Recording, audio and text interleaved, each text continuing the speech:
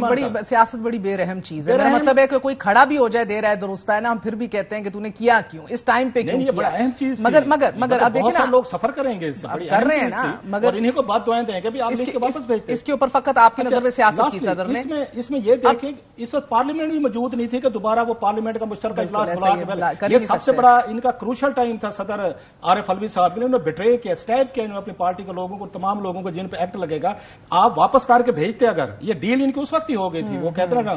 اچھا, اب ایک عہدے جس کو ایکسٹینشن نہیں مل سکتی وہ بھی اگلے 10 دن میں قائم جو چیف جسٹس ہے بندیال صاحب وہ بھی رخصت ہو کے جا رہے ہیں, ساتھ اپنے وہ شارٹ اینڈ سویٹ نیب ترمیم کا فیصلہ سناتے ہوئے جائیں گے. نصف سے زائد اور کیسز ہیں جن کے فیصلے متوقع ہیں, مگر وہ اب اگلے چیف جسٹس کو مل جائیں گے. مگر اگلے چیف جسٹس سے مسلم لیگ نون کو بہت ریلیف کی ایکسپیکٹیشن ہے. میرا تو نہیں خیال کہ انہیں یہ ایکسپیکٹیشن رکھنی چاہیے. قاضی فیض عیسیٰ صاحب جو ہیں ہائیلی انپریڈکٹیبل ہیں, بلکہ وہ تو دباؤ کے تلے ہوں گے. انہوں نے ان کے لیے کام مشکل کر دیا. اگر وہ سپوزلی 1% عزت کے ساتھ اگر ان کے ذہن میں تھا بھی صحیح کہ جناب نواز لیگ جو ہے زیادتی ہوئی ہے یا دینا ہے, تو آپ نے پہلے سے ان کو برانڈ کر دیا تاکہ کل کو وہ اس دباؤ سے نکلنے کے لیے کہ آئی ایم اے فیئر جج, آئی ایم اے نیوٹرل جج, وہ کہتے ہیں I am nobody's boy, میں اپنا انصاف کروں گا. آپ نے ان کے لیے مشکل کر دیا, بلکہ کل کو انہوں نے ثابت کرنے کے لیے آپ پہ, مجھ پہ, میڈیا پہ, اپنی فیملی پہ, اپنے ایڈمائرر پہ, پورے پاکستان پہ کہ میں نیوٹرل ہوں, وہ آپ کے خلاف بھی فیصلے انہیں دینے پڑیں گے. یہ ہمیشہ ہوتا ہے. آپ نے نواز لیگ نے ان کے لیے مشکل پیدا کیا اور وہ بڑے مشکل فیصلے کرتے رہے. مطلب وہ جو آپ کو جو فیض آباد یہ دھرنے والا فیصلہ تھا, یہ کوئی معمولی فیصلہ تھا, انہوں نے کیا. کتنے بڑے بڑے ادارے ان کے خلاف ہوئے اور جس کی انہوں نے پرائز بھگتی, ان پہ کیسز ہوئے, ان کے مسز پہ کیسز ہوئے, ان کی پیشیاں ہوئی, کیسز ہوئے, سب کچھ ہوا.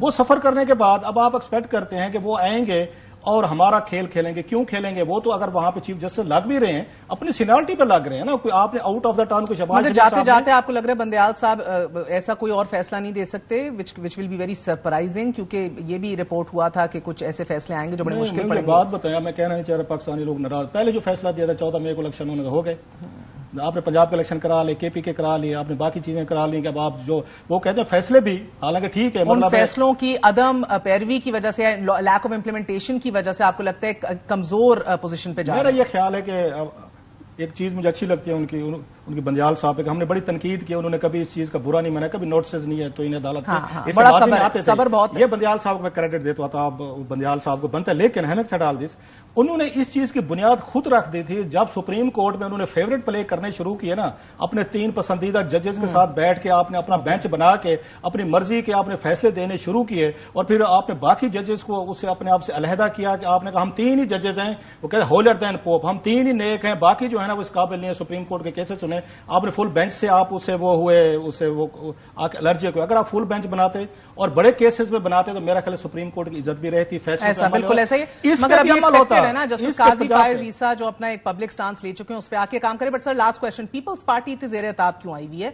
60 سے زائد لوگ ECL میں ہیں, چھاپے پڑ رہے ہیں, گرفتاریاں ہو رہی ہیں, کیا مسئلہ ہے؟ کہ جمانی صاحب ہیں, مبین جمانی صاحب ہیں وہاں پہ, یہ وہ مبین جمانی صاحب ہیں جن کے بارے میں کہا جاتا ہے کہ بینظیر بھٹو صاحبہ کے پاس جب اس میں 90s میں وہ نہیں تھی, ان کے پاس گھر نہیں تھا, 70 کلفٹن تھا جس میں بھٹو صاحب رہتے تھے. تو اس کے بعد جب مرتضیٰ بھٹو واپس ہے اور جداد کے جھگڑے ان کے شروع ہوئے تو انہوں نے پھر ان کو وہاں سے گھر چھوڑنا پڑا 70 کلفٹن. تو وہ پھر اس کے بعد ان کے پاس رہنے کو کراچی میں جگہ نہیں تھی. تو مبین یہ جمانی صاحب کے بارے میں کہا جاتا ہے انہوں نے 2 کنال کا گھر جو ہے انہوں نے محترمہ کو وہاں پہ بلاول ہاؤس جس کو کہتے ہیں انہوں نے دیا تھا. اس وقت 2 کنال کا تھا, بعد میں انہوں نے تمام گھر خرید لیے تھے ساتھ, اب تو بہت بڑا بن گئے. سو یہ وہاں پہ آلریڈی منسٹر تھے. تو اسٹیبلشمنٹ یہ چاہ رہی تھی کہ مبین جمانی صاحب, سنا ان کی ریپوٹیشن اچھی ہے, جو مجھے پتا چلا ہے کہ اچھے بزنس یہ چاہا جا رہا تھا کہ ان کو وزیر اعلیٰ بنا دیا جائے. زرداری صاحب واز ناٹ ایکسپٹنگ. بالکل, زرداری صاحب کا اپنا ایک آپ کو پتا ہے ان کا ایک ایگو لیول ہے ماشاءاللہ. وہ کہتے ہیں جی میں جس کو چاہوں ہم کنگ بنائیں, جس کو چاہیں اپنی بھگوان والا کنسیپٹ ہے. زرداری صاحب بھی تو اسی فلسفے اب بھگت رہے ہیں.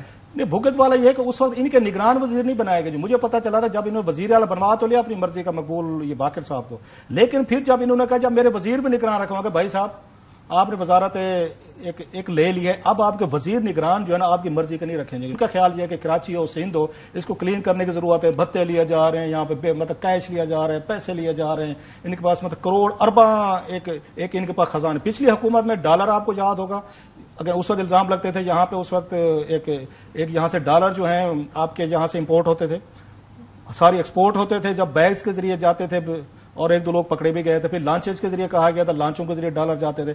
اب کیا پتا چلا ہے کہ بیسمنٹیں جو ہے انہوں نے پیسوں سے بھری ہوئی ہیں.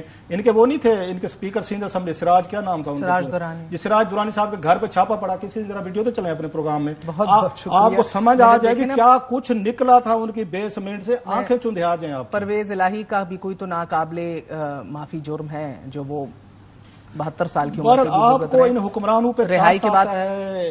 میری بہن مجھے نہیں آتا, میں نے ان کو بڑے قریب سے دیکھا ہوا ہے.